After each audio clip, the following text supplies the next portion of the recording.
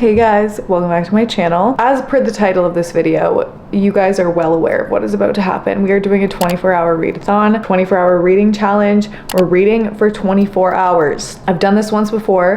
When I did it last time, I did 24 hours straight. So I woke up at 2 a.m. or something like that and read till 2 a.m. the next day. I have never felt worse. I felt like I was hungover. I felt like I got hit by a train.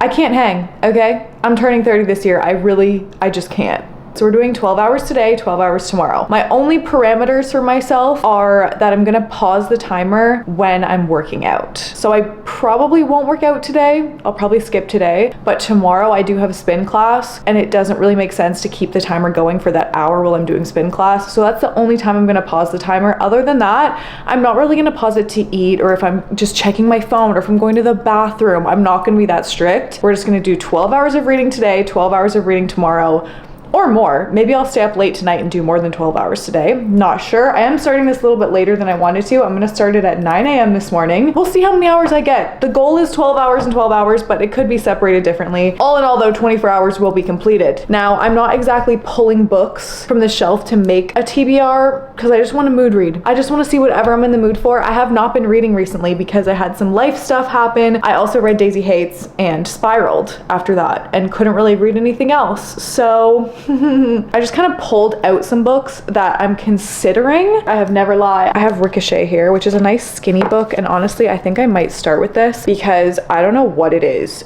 but I'm kind of in the mood for a non-fantasy romancy type book, and this is so small, so this will start things off with a bang. So I might start with this. I read Addicted in another video and I'm very curious to continue that series, and it's nice and short, and the other ones are on Kindle, so I can continue if I really want to. Oh my god, my arm is tired. What else do I have over here? I have Heartstopper because in this is the third volume. I've read 1 and 2, but because in these videos, you know, sometimes you just need to look at some pictures. So this one's a for sure as well, so we can put this over here. Heartstopper is so cute. Oh, I think this might be a for sure as well. Foxy Tales. So this is from Zodiac Academy. I think they're just some short stories, a limited edition charity collection of bonus content in support of the Fox Project. So this is just some bonus Zodiac Academy content, aka a dream come true, and look how small it is. Kiss of the Basilisk as an option if I want to get weird. The Emperor, because I would love to continue the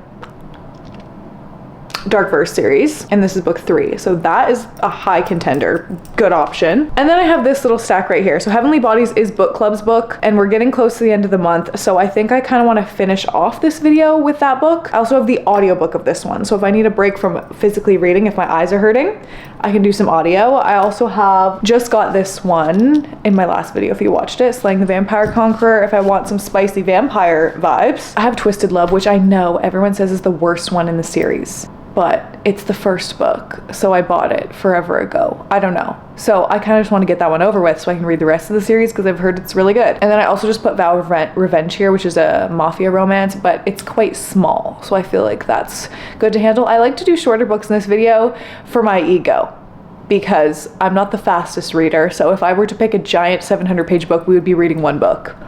So having some small books keeps me motivated and changes it up, so we're not just reading one thing the whole time. I could also read none of these that I just showed you, and we could completely deviate and read something else, but I'm not sure. We're gonna go with the flow. What time is it? Okay, I have 10 minutes till we start. I'm gonna get myself collected, and then we're gonna begin to read for 24 hours. I'm so excited. I'm scared. I have a pit in my stomach, but I'm excited.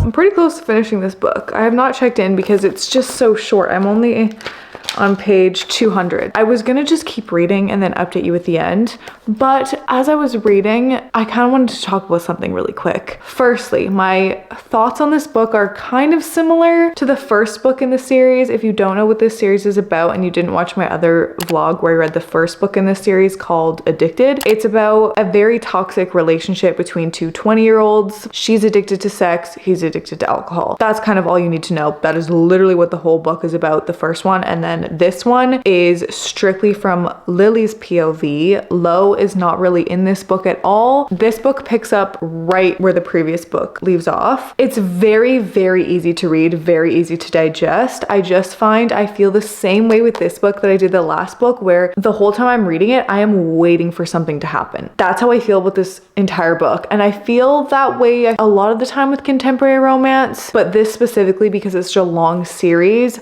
I am just waiting for something to happen the whole time because it's very character driven. That's kind of all you get. There's not a ton of plot twists or there's not much happening. It's not like a fantasy or a thriller. It's just very, very much about the characters. So I do find myself, I wouldn't necessarily say getting a little bit bored, but kind of getting a little bit bored, but at the same time I want to keep reading and I want to know what's going to happen. I am liking Reich a lot in this book. He's so protective, older brother energy. The whole Reich Daisy situation is definitely a little bit weird because she's 15 and I know they're not doing anything, but there's definitely gonna be some sort of connection there in the future. The reason that I picked up the camera is because I was reading this section here. Okay, so again, we're in Lily's POV and she's the sex addict and she's trying to stop her addiction. She's been going a really long time without it and she's struggling all the time, basically. We gather around a long picnic table and I barely concentrate on the menu. My nerves have fried from all the anxiety and the craving for a release irritates my skin. It's like someone keeps pinching me and my mind just responds, go to the bathroom, release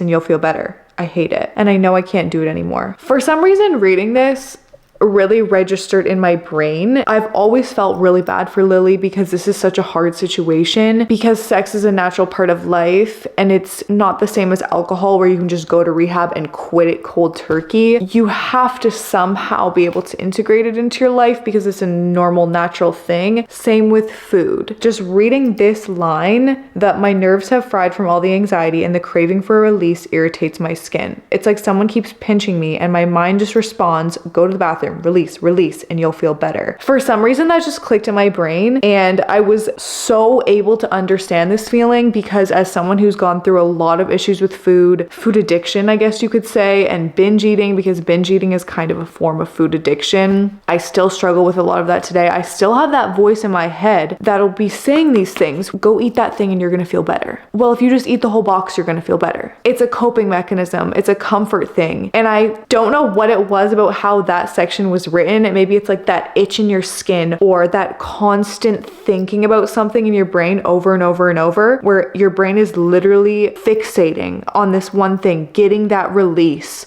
In her case, release is different than the release I'm talking about. I'm talking about getting that dopamine release of eating something high sugar and feeling better. And it eases my anxiety, it eases my stress, and she's the same way. She just uses something else to cope. So something about that sentence just really resonated with me as somebody who has struggled with food addiction. It is really hard and I still struggle with it sometimes because it's something that you have to do every day. You have to be eating all the time. You can't just stop eating. That doesn't make sense. That doesn't fix the problem. You can't quit eating cold turkey. So I understand how hard it is for her because this is such a natural human thing and you can't just not do it. I think food addiction is even harder because you need to be eating constantly to survive, to keep your body going. And I understand why people get addicted to food. I'm right there along with you. It's really hard, especially in this day and age where food is genetically modified and engineered and created to keep us addicted to it. It's really difficult. I don't know. I just wanted to make note of that really quickly and I don't know. I just really wanted to say something about it. So I'm gonna finish this book now and then I'll probably talk to you when I'm finished. Side note, I love how floppy this book is. When a book can stay open without me needing to press the pages open, There's something so satisfying about that. It's so floppy. I love it.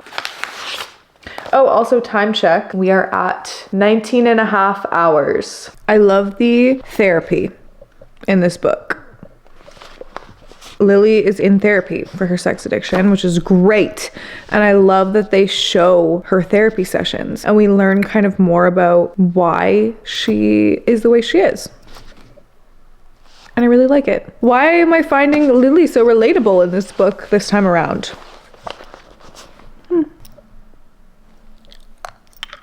Done. I have no idea what I want to read next. No inclination. I'm at 18 hours. Why did it take me so many hours to read this? It's only, how many pages is it? 265. Yeah, I'm not that fast. Anyways, we're done this. I need to go pick another book. Here's the stack. I mean, I don't need to stick to this. I have plenty of other books I could read. Foxy Tales, I really, really, really want to read. I'm kind of craving some Zodiac Academy characters. I don't even know which characters it follows or if it follows all of them. I actually don't really know much about this book. Oh, Part 1, Zodiac Academy 2, Ruthless Fae. Darius alternate POV from their power sharing. Oh, wait at these characters. I'm not gonna know, like I don't remember these things though. Zodiac Academy 3, The Reckoning. Orion alternate POV, sex ed class. Okay, so it looks like they're just alternate POVs. I'm intrigued. However, I think I would want to go look at the other POVs in those books first. And I don't really feel like flipping around in a book to do that. Let's do process of elimination. I do want to do this one, but not yet. The Emperor is an option. This is definitely an option. I'm very intrigued and I think I could go for a darker romance. I don't think I could do any kind of contemporary romance right now, so this needs to go. Never Lie. A thriller is always a good option. And after I did my reading thrillers for a week video and I read The Housemaid, a lot of people said, you should have done Never Lie instead. I like Never Lie better. So, ooh, I feel like I could be in the mood for this because I'm in the mood for something romancy, but I don't really want just contemporary romance. So something darker with vampires. This is a very strong contender right now. Heavenly Bodies, I cannot do right now. Twisted Love, I cannot do right now. Vow of Revenge, not really in the mood for just a mafia romance. And then this one I'm gonna save for later. So these are kind of our options at the moment. I think I'm gonna go with Slaying the Vampire Conqueror.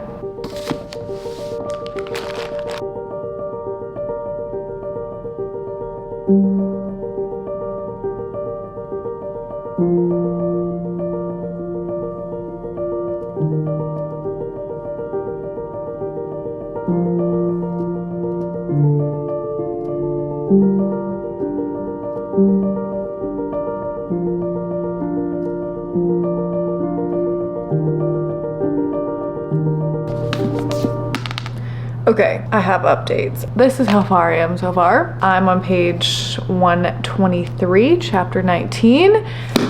And honestly, I'm really eating up this book. I think this is exactly the type of book I was looking for, where it doesn't take too much brain power, but there's still a little bit of world building, magic, fantasy elements, but it's still relatively easy to follow and I'm not dedicating myself to a whole series. I think reading the Crowns of Nyaxia series definitely helps because in that series we're introduced to Nyaxia, which is the goddess of all of the vampires. There's 3 houses of vampires. This book focuses on the House of Blood, who we know from reading the other books, The Serpent and the Wings of Night and whatever the second book was that I always forget the title of, but that one, we learn from that duet that the vampires from the House of Blood are cursed. So we do have a little bit of background info from reading that series. They do mention some of the things in this series. In this book, we're following Selena, and she is a super powerful sorceress. And the way that she got her magic was by dedicating her life to this sisterhood. In order to get your magic, you have to be willing to sacrifice parts of yourself. They all sacrifice their sight. Their vision is taken away from them, and it's not quickly. They're not just blinded quickly. They lose their sight over a year-long period by getting little drops put into their eyes every single day for a whole year, and that is how they show their dedication to their goddess. Selena joined this sisterhood, and they call it, what are they called? Archaeans?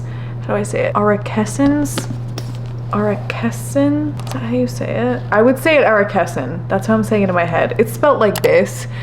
Arakessin. But that's basically what the sorceresses are called. They're this group of women who all have their sight taken away from them, but they are given magical powers because of this. I'm getting major Dune energy, especially with the sisterhood. So in this series, they're called the what is it? The Arakessin Sisterhood, whereas in Dune, they're the Bene Gesserit. If you've seen Dune or read Dune, it's kind of similar to that, where you're dedicating your entire life to this goddess, to this sisterhood. These women become your family. It's kind of culty, and everyone from the outside thinks of them as a cult. And it's so similar to Dune and the Bene Gesserit in the way that these women are so sneaky and so powerful that they're slowly pulling at the threads of the realm and kind of controlling things behind the scenes. So similar to the Bene Gesserit, especially if you've seen Dune Prophecy, the show. Very similar. And when I say threads, their magic kind of comes from threads.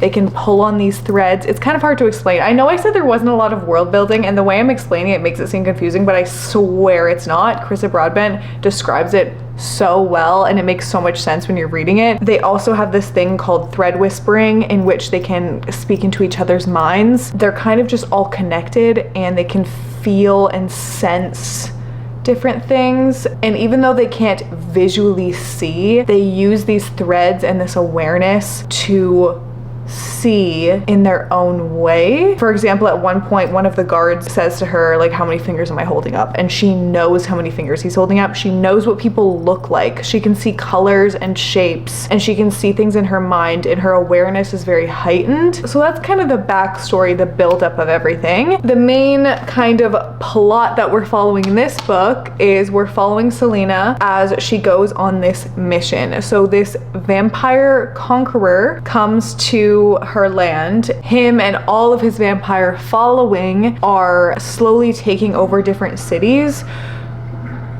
Can you hear the dishwasher and the laundry machine? Yeah, I had this random urge, I think because I've been sitting here for almost 12 hours now, 11 hours. I've been sitting here for 11 hours reading, and I had the urge to clean everything in my house. So I did take everything off the couch, clean all of our blankets, because I've just been sitting on the couch for 11 hours. So I did take a little break from my reading to clean the kitchen and do the laundry and do some chores. So don't mind all the machines you hear in the background. Anyways, yeah, this vampire and all his vampire followers have come to conquer her lands, hence slaying the vampire conqueror. The slaying part of that title is that do they call her the mother? I know in the Bene Gesserit it's the mother. Sister mother, mother of the sisters. I don't remember what they call her. Basically the woman who runs, oh my god, really hope that dishwasher's not annoying. Basically the woman who runs the sisterhood bestows the task upon Selena to infiltrate the conqueror's ranks and kill him. Slaying the vampire conqueror. So he's the vampire conqueror. His name is Atreus. I do have a crush on him. He has horns. He's a super powerful vampire. He's very broody, but I think he has a lot of pain underlying. It's kind of slightly giving Niktos Samkael, that kind of energy, which we know is my favorite type of main male character. I'm not saying he's exactly like them, but I get that same kind of brooding, but also he could be so gentle and so sweet and so baby girl if he just had the chance and let his walls down. I'm actually really enjoying this. Honestly, I'm getting more similar vibes to Six Scorched Roses, which is the novella that you read in between the Crowns of Nyaxia duet. That was probably my favorite novella I've ever read, and it was my favorite out of that whole series. I think I gave it 6 stars. 5 stars or 6 stars. And I'm getting more similar energy here to that. I also think this slow burn is gonna be crazy. It's very slow burny. They're enemies. She's supposed to kill him.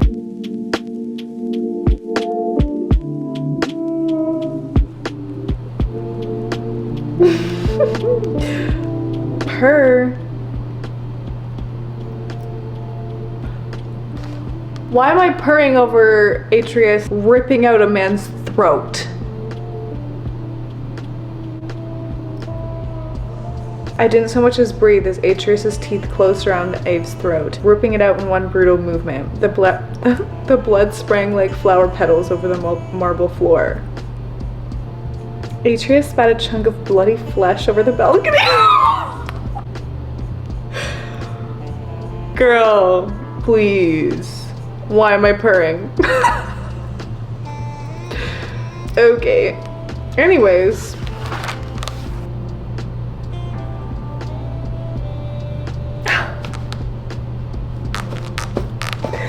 A man blushing. And not just a man, a big, powerful vampire with horns blushing.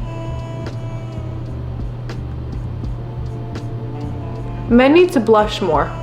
It's the fucking cutest thing ever.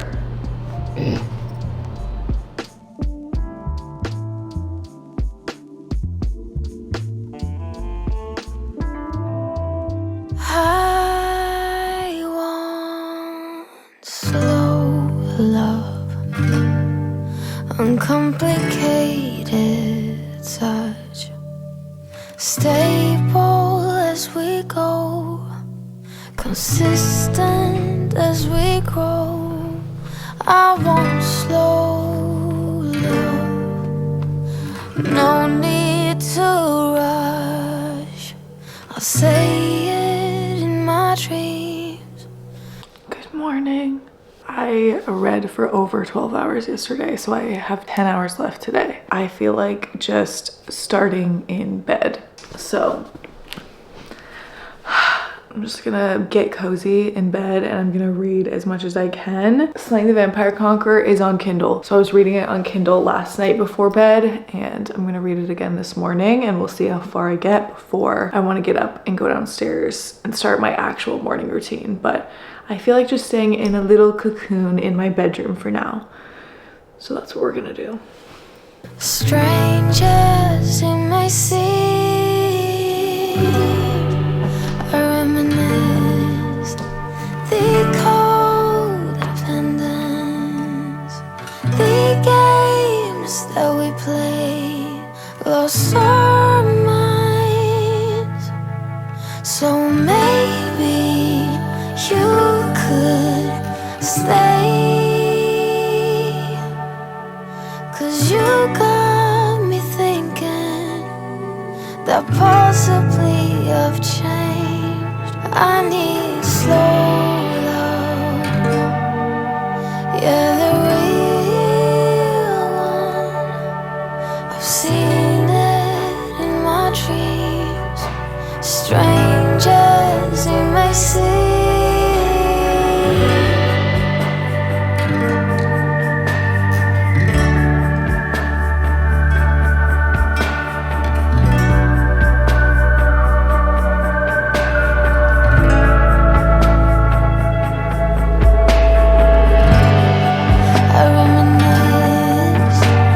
I love in vampire books the vampire bite provides pleasure trope.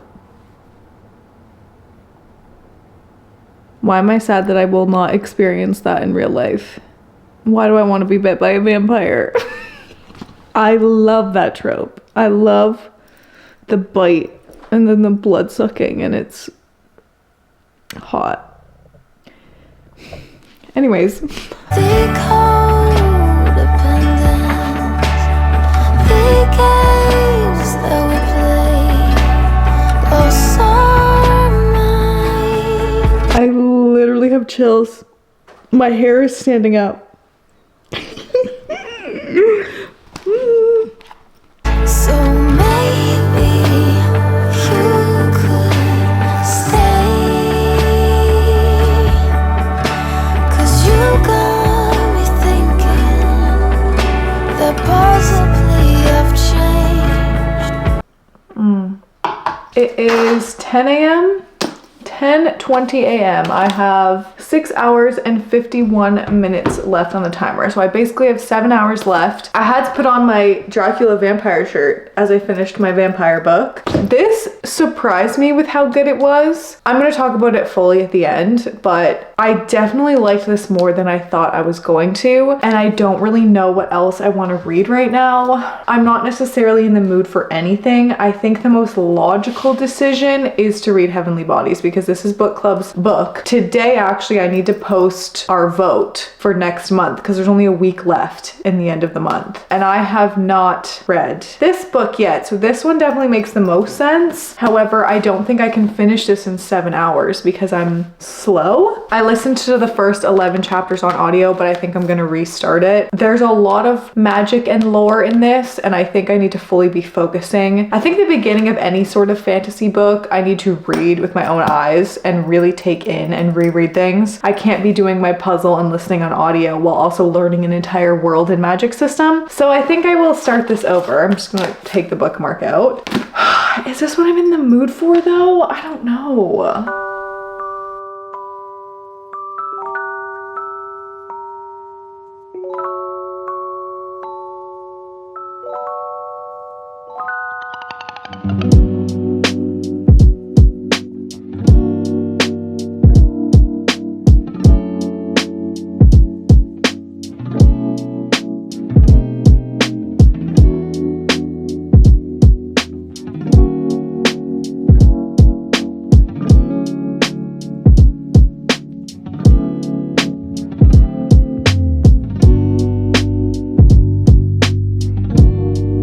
It has been many hours since we have last talked. I've made a dent. If I didn't need to start it over, I would have been so much further because it did take me a while to reread those 11 chapters, but I'm on chapter 21 now. I have 2 hours and 45 minutes left. It is 4 p.m. I did pause the timer twice today because I did have to do some work stuff, and it just felt like I don't know. I know I said my only rule was to pause the timer when I was working out. However, it just felt wrong to keep the 24-hour timer going while I was completing some work tasks because they kind of just took me away from this video. That's the thing about these 24-hour reading videos is you literally block out the entire world and you live in a little bubble inside your little book, which is really great, but also not great because then I avoid all responsibilities. I don't respond to anyone's texts. I don't respond to anyone's emails. The outside world does not exist during these 24-hour readathon videos. So I did kind of have to come back down to earth for a minute, hence pausing the timer. In about an hour or so, I'm gonna get ready for a spin, pause the timer while I'm there, and then I'll read again tonight. I plan on reading tonight anyways. Doing the challenge this way, dividing into 2 days, is so much easier. I think I could do this way more often if I divide it into 12 hours and 12 hours because it's not so bad. It's kind of nice. But that could also be me being an avoidant personality. I have a very avoidant personality, strong avoidance tendencies. So me just diving into little mystical fantasy worlds for 12 hours a day, I'm not sure if that's good for my mental health or bad. I have to ask my therapist. Anyways, this book, I have not even talked to you about this book yet. All I've said is that it's my book club book for this month. I keep on wanting to call it Celestial Bodies. That's not right. Heavenly Bodies. It does have to do with the stars. In this case, stars are basically gods. We're following Alara, our main character, and at the beginning of the book, this is on the back, don't worry, at the beginning of the book, we find out that her parents were killed and the opposing kingdom kidnaps her. So she is from the kingdom of darkness, and then there's also a kingdom of light, and the kingdom of light kidnaps her, and she is the princess of the kingdom of darkness. Technically the queen now that her parents were killed. The reason they capture her, the king in the kingdom of light wants to use her as a weapon to kill the king of the stars. And the king of the stars is basically like the king of the gods. They worship the stars. There's the star of light, the star of darkness, the star of war. Very similar to gods, kind of similar to Greek mythology, if you will. Our main male character in the book is the prince Lorenzo, or Enzo for short. All I keep thinking about is Enzo from Vampire Diaries. That's how I'm picturing him now. He is the prince and he has light magic, whereas Alara has darkness magic. She has a few other abilities as well. Both of them are super powerful. They both have 3 different types of powers, and that is the most powerful type of person you can be, is someone who can wield all 3 types of magic that your kingdom is gifted. I hope this is making sense. It is described really well in here. I hope it doesn't sound too confusing when I'm saying it. I'm just kind of skimming over everything. But Alara can dream walk, so she can walk through dreams. She can also create illusions, and she also can wield darkness. And then the prince, he can wield light and fire and I guess read people's intentions, kind of, or he can tell when people are lying. That's his 3rd kind of magical power. And of course, they're sworn enemies because he's the prince of light and she's the princess of darkness. So of course there's an enemies to lovers, we hate each other so much situation. So far, the king has forced his son Enzo to train Alara, and that's kind of where we're at now, is just going through her daily training routines. He's trying to train her so that she'll be strong enough to take on the King of the Stars. Reading the book versus listening to it, I'm already liking it a lot more. Listening, especially just straight out of the gate, was not a good call for this specific audiobook because I don't really like the audible girl's voice. I don't like when she tries to do Enzo's voice. It kind of icks me out and makes me not like Enzo. I did not like him when I was listening to the audio, whereas when I'm reading it, I do like Enzo a lot more. He's just more masculine in my brain than he was when I was listening to a girl trying to do a guy's voice. Alara, how do I feel about her? Okay. I really liked her at first. I thought she was such a baddie. She has a dragon tattoo down her spine. So cool. As I read more, she's kind of annoying me a little bit. I'm getting a little bit of Quicksilver energy with this. I personally did not like Quicksilver. I found the main female character, Cyrus, to be insufferable and super whiny and bratty. I don't get that same energy from Alara. However, I get a lot of the stubbornness. That's what bothers me. I don't like how stubborn some FMCs in fantasy books are. You don't have another choice, bitch. Like, you literally have no other options. Why are you making everything so difficult? Why are you making life so hard for everyone around you? I don't know what it is, and I guess I'm just not being sympathetic because technically, I guess she was kidnapped. Big deal. I need to escape. I need to get away. I need to just figure my stuff out and get out of here. I need to run. It's like, where?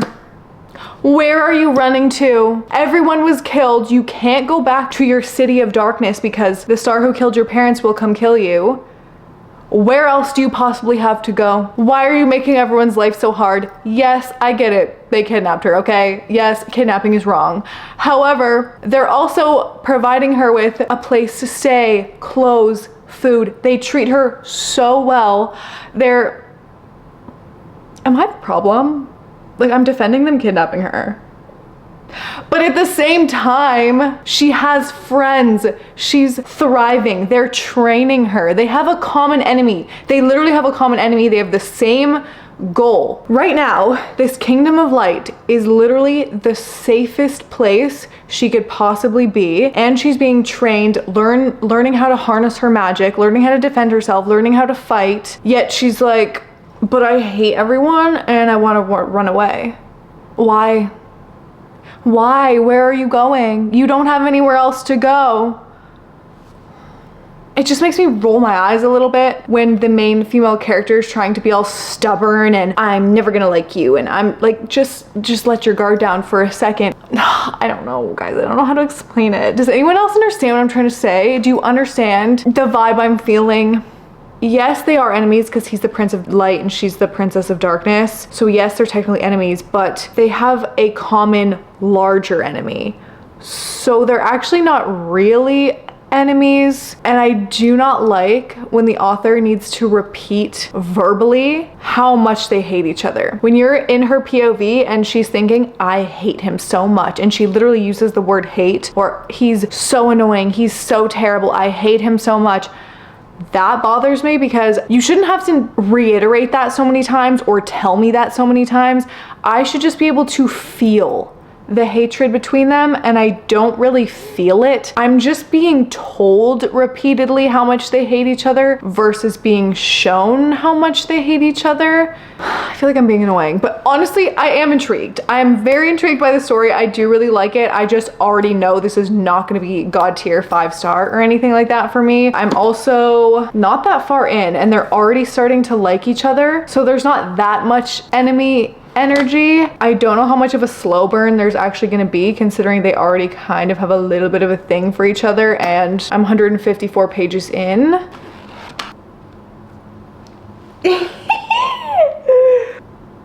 Okay, Enzo does have me giggling a little bit. I do like him. I like him more than I like her. No FMC will ever live up to Diana standards from the Gods and Monsters series. Diana is easily my favorite FMC to ever exist. No one will be as badass as her. Alara goes, and I don't see the fuss anyway. Lovemaking certainly wasn't anything to write home about. Then maybe, a deep voice said behind her, you just haven't found a man who knows how to seduce you properly. Okay, Enzo. That's not even that intense. I'm really grasping at straws right now. Something I love that happens in books and movies that I'm not sure actually happens in real life. Oh no, that's a lie. It does happen in real life. It has happened to me once in my entire life. When you're looking away, but a man wants you to pay attention to him, so he uses your chin and like moves your face. Not in an aggressive way, in a soft, gentle way. Enzo just did that. She felt a warm hand touch her chin, moving it to face him. His eyes searched hers, and she willed cool indifference into them. His eyes searched hers. I also love the searching of the face. Not just the eye contact, but the whole searching the whole face. Looking for something, looking for an emotion.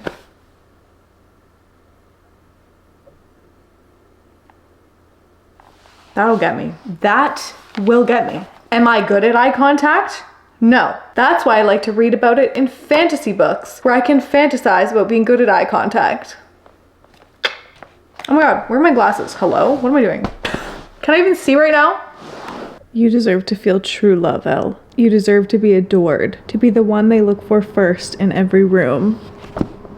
Adored? There is such a difference between someone liking you, loving you, and adoring you.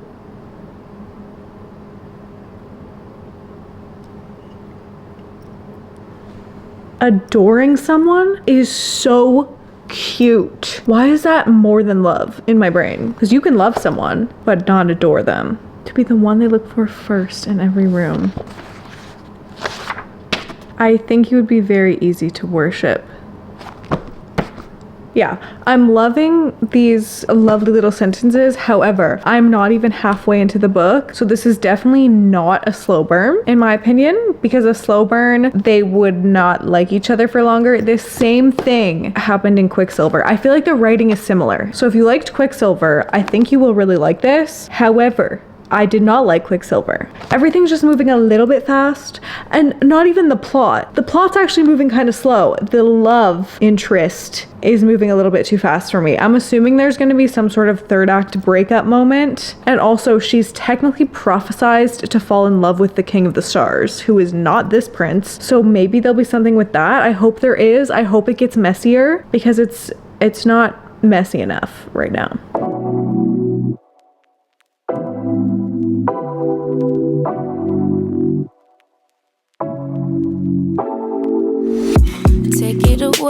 Take it away, feeling too good to me. Hey, don't mind my retainers. I'm clearly ready for bed. I have 1 hour left. I did pause the timer because I went to spin class. 1 hour, 13 minutes, 55 seconds left on our timer. I'm probably 40% through, I would say. I might extend this because I really want to. I can't with this retainer. This is embarrassing. My lisp. Oh, I'm too lazy to take it out. I really want to finish this book in this video so I can give you my final thoughts and my final review. But we'll see how I feel tomorrow. Who's winning? Oh my gosh, who's winning I want to see what's winning for our book vote for May. Oh god, Kiss of the Basilisk is winning! I don't know if I'm excited or terrified. Ooh, it's close with Mile High though. Kiss of the Basilisk or Mile High? What's it gonna be? Not a lot of people voting for Lies of Lena, but it's a newer kind of popular romantasy that's starting up. From people who have read it, they say it's similar to Zodiac Academy. So you already know I'm sad. I need to get that. And I actually ordered Lies of Lena on Amazon today. I also need to read Ruthless Boys. Why did I forget about Ruthless Boys? I'm the biggest Zodiac Academy fan that there is. Why did I forget about Ruthless Boys? So I think I'm going to be diving into that soon as well. The other option was The Sweetest Oblivion, which is the Maid series, which is a mafia romance. And I've heard really good things about it. So that was our other option. But if you guys want to go vote. Because by the time this video is up, this vote will still be on because we have a whole week to vote. Oh my gosh, I can't believe Kiss of the Basilisk is winning. I do really want to read it because I got a voice note from my friend today and she was like, this book is it's so unhinged. It's so crazy. Prepare yourself. And I was like, I'm sold, honestly. Let's go. Oh, 1 more hour. Woohoo. I was enchanted to meet you. I'm sorry. I'm really sorry you had to listen to that. They're kissing at 50% through. I'm pissed. It's only 50%. Why are they kissing already? You shouldn't be kissing already. Why do I want to DNF this? No, I can't yet. I'm going to give it a bit more time. But I'm really not enjoying it as much as I thought I would. I want it to be over. Why are they kissing at 50%? It's only been 200 pages. Keep your tongues in your mouth. He just said, tell me you're mine. You guys hated each other 2 pages ago. What do you mean?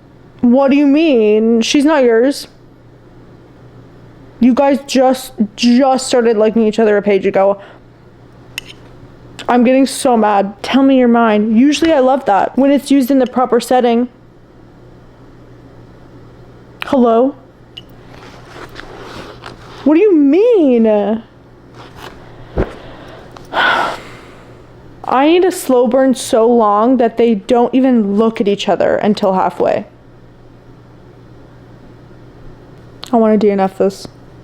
I don't care about these characters. I do not care about them at all. Okay, I'm gonna give it more time. I'm gonna give it some more time. You're mine. Tell me you're mine. Also, girl, focus. Can we focus on the mission we're supposed to be doing right? I'm done. I'm gonna stop talking. Things just got interesting. Why do I like Ariette, the King of the Stars? Why do I like him? He's very shadow wielder energy, and Enzo is much more golden retriever, and I typically like the golden retriever men in these books. However, I'm intrigued by Ariette, and now I kind of want to know what's gonna happen, so I don't think I'm gonna be DNFing. Don't mind my mild breakdown that I just had. Things are taking a turn for the better.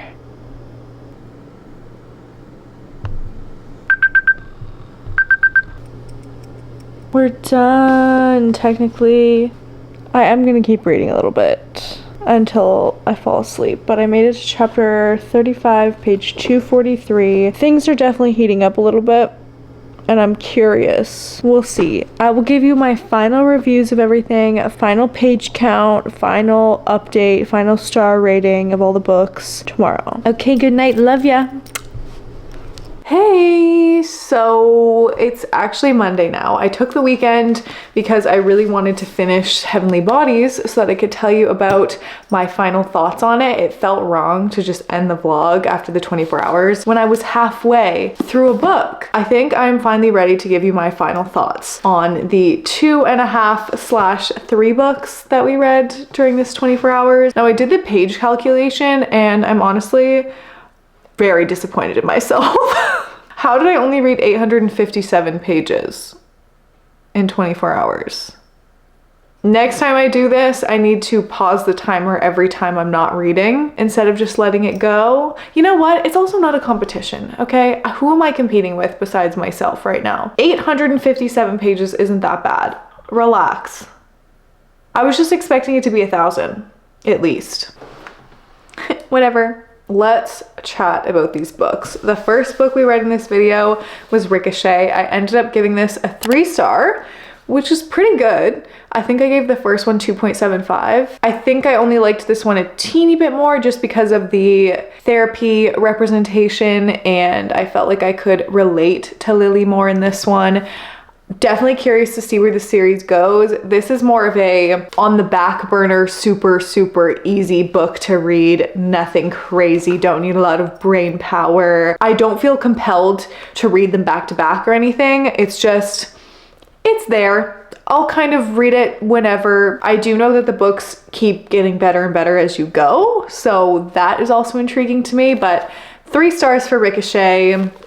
Then we read Slaying the Vampire Conqueror, which I liked so much more than I thought I was going to. I thought this was just gonna be kind of a silly, goofy time, but I actually really loved this. I really love Carissa Broadbent's writing. As I said before, it reminded me of Six Scorched Roses. I find this also reminds me a little bit of Jennifer Armentrout's writing. The Fall of Ruin and Wrath, I feel like was a kind of similar writing style slash vibe to this. Similar kind of character chemistry. I hate the original cover. This one, I think Selena looks good in this cover. I like the blindfold and seeing all of that. However, Atreus, this is not how I picture Atreus, even in the slightest. No, just ignore that cover completely. I'm glad I have this one because that cover would really have thrown me off. Definitely loved this book. You can totally read it as a standalone. You don't need to read all of the other books in the Crowns of Nyaxia series. And finally, Heavenly Bodies.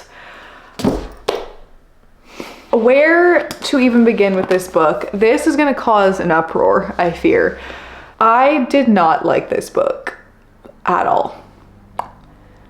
I would go as far to say that I really heavily disliked this book, actually. I could not wait for it to be over. The only reason I didn't DNF it is because people kept saying, the ending is so crazy. Oh my gosh, the end, I loved the end. And I just finished reading this right now. Literally before I started this clip, I just finished up this book. I'm gonna give this 2 stars. I will not be continuing the series. I don't like the characters. I don't like the world building. I really don't like anything about this. And I wanted to so badly, and I love Greek mythology. It's just, when I'm reading a fantasy, I want to believe it. I didn't believe a second of this, especially the ending. Everyone's saying, oh my God, the ending is so crazy. It was almost too unbelievable. I had this same problem with, what was it? City of Gods and Monsters? Yeah, with City of Gods and Monsters by Kayla Edwards. Same issue where so many things at the end just, oh, let's just throw this sudden magical power at this thing, and you know what? It's gonna be fine, and now it's no problem. I didn't like the ending. I didn't like the whole book leading up to it. There was no slow burn.